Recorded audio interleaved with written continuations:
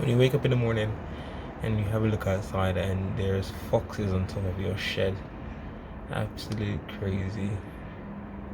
First time I've ever seen them on top of my shed before, and it's really cold. There was two of them before, now the other one is gone. I don't know if it's a male and female.